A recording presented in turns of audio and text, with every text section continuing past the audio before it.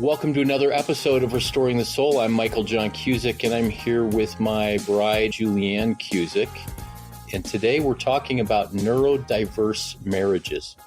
I've shared that I was diagnosed on the autism spectrum with high-functioning Asperger's.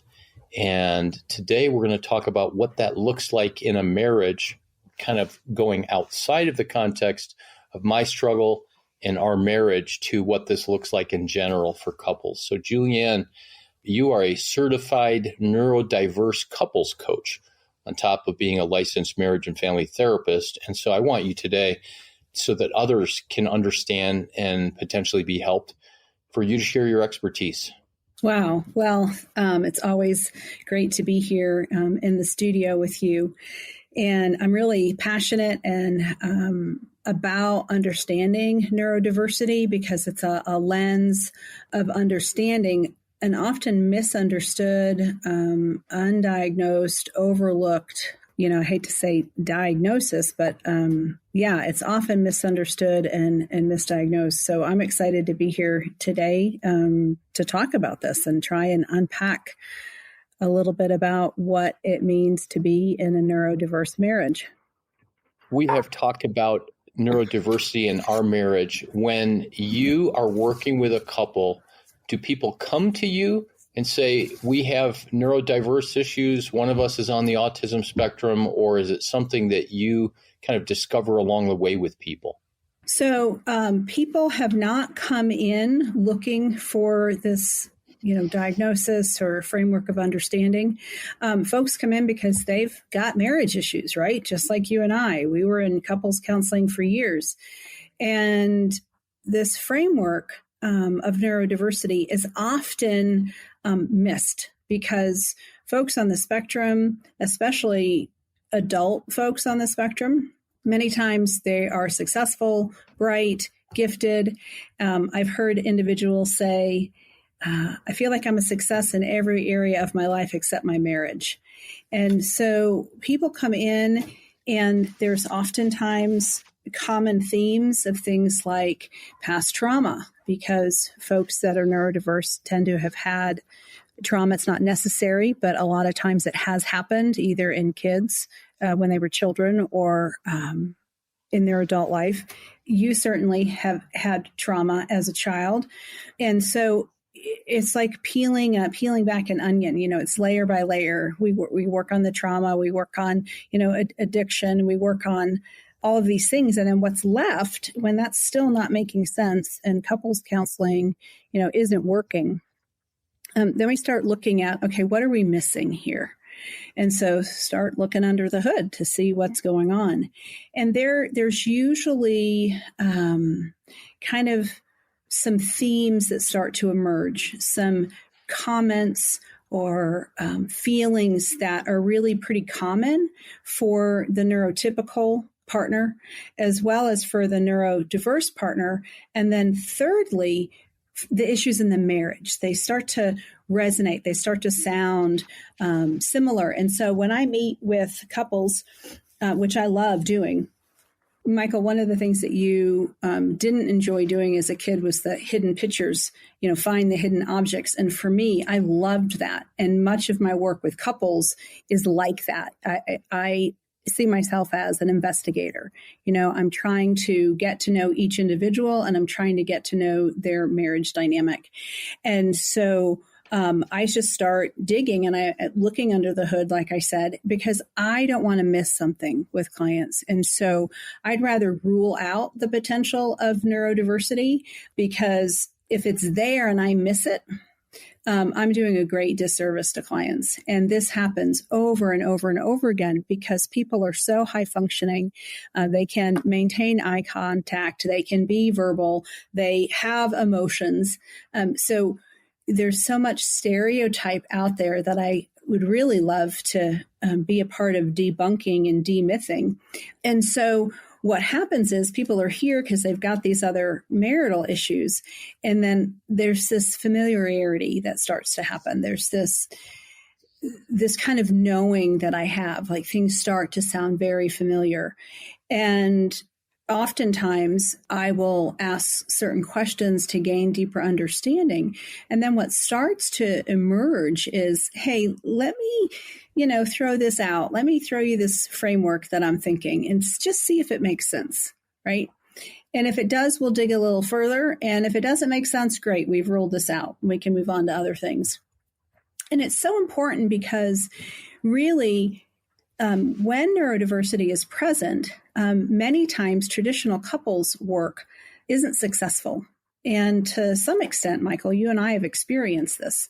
We had some really, really, really good therapy individually and even together, but we just kept hitting these speed bumps that we just couldn't seem to, navigate. And it was very frustrating. It was very confusing. I think at times, we both struggled with really feeling hopeless and, is this ever going to get better? And why is this happening? And, I think you're the enemy and you think I'm the enemy, and just hitting this wall. And so when neurodiversity is present, we don't do traditional couples work. We actually pivot and we actually do more coaching. So there's a more psychoeducational and coaching approach that's used. And part of that is just creating this framework of understanding that this difference in perception and behavior isn't that this person is against, which sometimes it can really feel that way, certainly has for me. You haven't been against me, you just have a different perception. And so what does it mean to check for understanding? What does it mean to create a shared language? So many times in a neurodiverse couple relationship and in ours, we felt like we were speaking two different languages. But what we've done over the last number of years is create this shared language. And it's like these tracks on which the train of our relationship can then run more smoothly. That's a lot of great content. I want to come back to something you said. And you said that as you have these hunches or things start to feel familiar, you hear from the neurotypical spouse, which is often, not always, but often a woman, and the husband is the neurodiverse. But you talked about an experience, common experience of the neurotypical. Talk about some of that. What's going on inside of the neurotypical? So I want to just say, men and women each can have neurodiversity. It tends to be a little bit more common in men. It does look different in men and in women, much like depression looks different in men versus women. Usually the neurotypical partner, if it is in fact the wife, she's feeling missed relationally, like her emotional needs aren't getting met. She's confused. She's frustrated. She thinks that there's something wrong with her. Like, why is marriage so hard and so difficult? And she may even feel like her husband, is angry. She might use the word narcissistic, like he's very narcissistic or he's self-centered. So there's this inner pain that actually both parties are feeling. And I have witnessed and experienced myself that the neurotypical partner does tend to think something's wrong with me. So they struggle with kind of worn down, feeling worn down, having worn down self-esteem, might have some depression, might have some anxiety. And they're confused, like things just don't make sense. Many times wives will say, he's gaslighting me. We've heard a lot. It's kind of a buzzword now, gaslighting. And the impact can feel like being gaslit, but it's not the intent of the other person. So we're having to not look at just the surface of the behavior, but dig down underneath and see what's the motivation, what's the heart of the person. Yeah, that's just some of the common themes. Another thing that happens is couples will come in and maybe one of their kids is struggling, and that's a presenting problem that they bring in with them. There could be ADD, ADHD, some learning disabilities, they're getting bullied, or maybe their kid has been diagnosed on the spectrum. We start unpacking that, and we do know that genetically there is a link, or neurologically, I should say, there is a link that neurodiversity can be genetic. And so sometimes we see it in family lines. For you and I, one of the things as you started to see this understanding of yourself differently, we started to talk about how your dad was probably undiagnosed on the spectrum his entire life, and some of the unique challenges that he came up against. But he had like such great depth and knowledge in his areas of special interest, jazz, right? He was in AA for decades, and he went very deep in those things.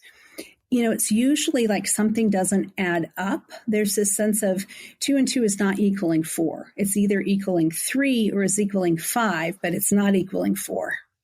So let's get down to real specifics. What are the characteristics? Or I know that our coach for neurodiversity has said if you've met one person on the autism spectrum, you've met one person. Mm-hmm. That it's not like if you met one, you've met them all. So what are common characteristics of a person with neurodiversity, and especially with Asperger's or with autism, as opposed to more the ADHD variety? Yeah. Well, I wanted to say on the onset, terms can be really confusing. So autism is one end of the spectrum, and nonverbal learning disorder would be the other end of the spectrum. And so it encompasses a lot. For our sake here, we're just going to be talking about neurodiversity, regardless of the terms that we're using. So it's any kind of neurodifference. It would be great if I said, hey, here are 10 things to look for that'll tell you if you're neurodiverse. Unfortunately, it doesn't work that way. And that's what makes it so hard to accurately get like a diagnosis. The other thing is a lot of times people are neurodiverse, but they're not going to meet the DSM criteria for a diagnosis of autism spectrum disorder.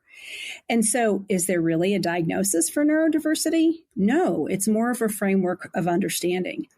So broadly, I can say there's a cluster of other diagnoses and a cluster of symptoms that are common, but not having one of these doesn't mean you are or aren't neurodiverse, or having some of these doesn't necessarily mean you are or aren't neurodiverse. And so it's more art than science. Some of the common, like DSM diagnosable things that can be related or better understood through the understanding of neurodiversity or ASD are things like mood disorder, depression, anxiety, ADD, ADHD, impulsivity, compulsivity, and things like sleep disorders, sensory integration disorder, and food issues like picky eaters, having trouble with the sensory aspect of food or the smell of different foods or smell in general, different scents. The other thing can be sound, real sensitivity to loud sound. Some of the other kind of common traits really will be seen in the interpersonal relationship because of masking, which is, hey, I'm watching you and I'm learning how to, fit in youth group or fit in at the job. The further away people are from a neurodiverse individual, the more neurotypical that person appears. What happens is the closer people get to that individual, and the closest person is usually that intimate partner or a parent, the closer we get to that person, then we start to see the masking breaks down. And we don't know what it's like to be this close, right? Up against one another, so to speak, relationally, emotionally. And that's where things start to break down and not make sense. So a neurotypical partner may say something like, well, I don't understand how he can be this way at work or at church, but with me, he's different. So that's kind of a clue. That would be a symptom. High IQ, but challenges may be showing that IQ. And sometimes it's not the struggle, but it's actually the success. So we have to look at both sides of the coin. Social anxiety. some people will be like, oh, Michael Cusick has social anxiety? No way. He's so funny. He's so extroverted. He just loves people. And yet underneath, you've confided in me that even going to church sometimes you can feel anxious. And that can be another characteristic or trait of somebody on the spectrum. Stay with us. We'll be right back. What if healing didn't have to take years? Hey friends, it's Michael. At Restoring the Soul, we guide men, women, and couples through intensive counseling that brings deep transformation, often in just a few weeks. And our mission is fueled by generous people like you. Now you can become a monthly partner by setting up a recurring donation of any amount. If you give $20 or more on a monthly basis, I'll send you a signed copy of my book, Sacred Attachment. To set up a monthly gift, visit restoringthesoul.com and click donate. Make sure in the notes section to type the word book. Thanks for helping to restore lives. What about issues with empathy and the neurodiverse person being able to empathize and understand the other person's perspective? That's a big area of breakdown. Many times, the neurodiverse individual may say the right thing, but the neurotypical partner doesn't feel like they mean it, which is pretty crazy making, right? You're saying to me, oh, honey, I'm so sorry. And it sounds pretty perfunctory, pretty matter of fact. Neurotypical people like to talk, just to talk, to engage, to connect. But many times neurodiverse individuals, they see talking as a way of just giving out information. And so there's one-word conversations. How are you today? Fine. How was your day? Fine. And, and the partner's like, well, I kind of want to know like what your day was like and, unpack it. And the person is like, it was fine. Like there's nothing else to say. So this empathy, it's not that they don't care. There's like a clog in the pipe, if you will. They can appear uncaring. They can sound uncaring. They can sound disingenuous, right, to their partner. And so that's another very common dynamic is, he says the right things, but I don't feel like he means it. Yeah. Another one is this misnomer, for lack of a better word, or misunderstanding that people on the spectrum don't have feelings. That is so not true. They do have feelings. They have a lot of feelings. They can even have really intense feelings. The breakdown is they're usually not able to process those feelings or understand those feelings or know what to do with those feelings. And so there's like irritability and moodiness, and maybe there's anger or this emotional shutdown. And it's like, am I getting the silent treatment here? No, the person has just reached their capacity of they're on overload, and now they kind of have to shut down to recharge, much like, I've got to shut down my laptop and let it recharge because I've overused it. Folks on the spectrum can be very, very high functioning, gifted, successful, but then when they're off duty, they like to need to zone out with a game or a TV show or put their headphones on, or they need to hyper focus on a hobby or special interest because that's what recharges them. Along those lines, one of the things that we learned was this idea of a neurological budget. And as an extrovert, I get energized by being around other people and being outside of the home. And yet I was always confused because then I found myself needing to have solitude at home. And it's not the classic introvert extrovert, but what happens is that I have a pretty sensitive neurological budget. And if I'm too overstimulated, or if there's too much intensity, or if I get too tired, then I have very little capacity to engage relationally with anything that requires a lot of me. That's something that was really helpful just as an example of this. Yes, neurological budget, even an emotional budget. So, hey, I've held it together all day at school or at work. And then I come home and I've got no emotional budget. So we see this a lot in kids where they hold it together at school, they're functioning, they're high performing, and then they get home and they have these epic meltdowns, right? They're crying, they're raging, they can't do their homework. They're just so emotionally dysregulated and distressed. And it's like, I don't get it. Well, as adults, we do the same thing. We're just a little better at masking it, right? So, you give all day long, and then you come home and you disappear. And I'm like, where did Michael go? And so one of the things we've worked on is you just checking in with me to say, hey, I need to decompress, right? We have some language we've built around that. And you just go in your man cave and you disappear for an hour. And so I know what that means. And I'm not going like, where did he go? Is he mad at me? He disappeared again.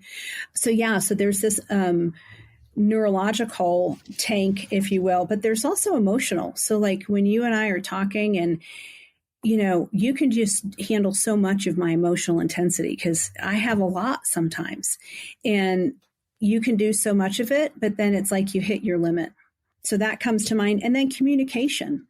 So there can be kind of a double standard. Sometimes it feels like a double standard where the neurodiverse individual is telling the story and they're telling lots of details. They've got rabbit trails. Is this sounding familiar at all to our own relationship? It is. And then, I'll get lost in all of that and say, hey, what do you most want me to know? So you'll have a lot of words, but then if I want to tell a story and I have a lot of words, then it's like, no, too many words. Just tell me what you want. Tell me what you need. And that can feel really abrupt and really kind of disorienting of, well, I just listened to you talk and now I want to talk, but you've got it all used up already. So those kind of things, these are not, if this happens, this is definitely what it is. If it doesn't happen, it's really a mystery. It's really an art to uncover and understand this. And when I work with couples, I'll say, hey, look, does this make sense to you?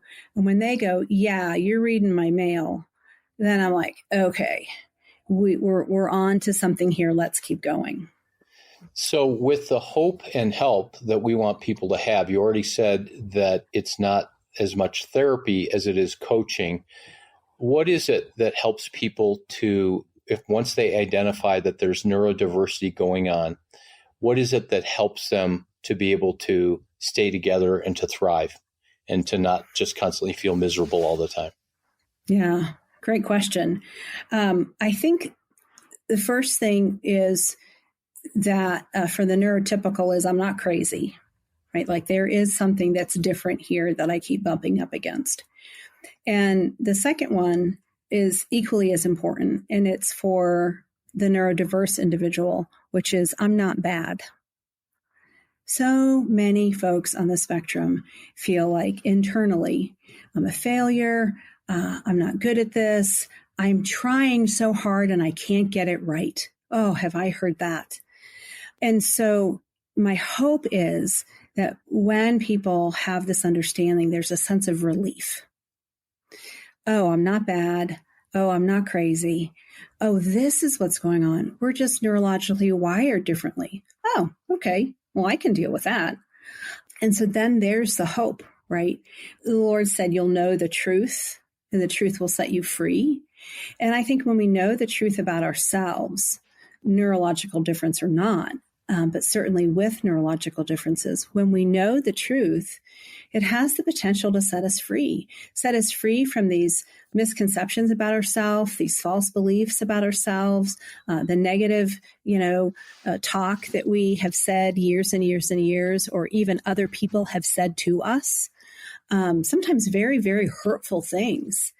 And there's just that hope then underneath that can be life-giving, that can bring freedom, can bring life to the full. And that's what I get excited about in helping couples. So the I'm not crazy and the I'm not bad. And then a big focus of what we've received are tools that are very different or often different from the traditional tools of couples counseling. And talk a little bit about that. Not necessarily the specific tools because we don't have time for that, but how does that help couples? Well, let me say this. I think it's the order in which it's done. When couples go to counseling and they're given the communication tools, right, and they don't know about neurodiversity, they're bumping up against something. When we unpack the neurodiversity first, then we have this aha moment. Then we can do some communication tools and techniques to practice. And then there are actually tools that go into the toolbox. But if we just focus on those tools to begin with, without the framework of understanding, that's when they don't work.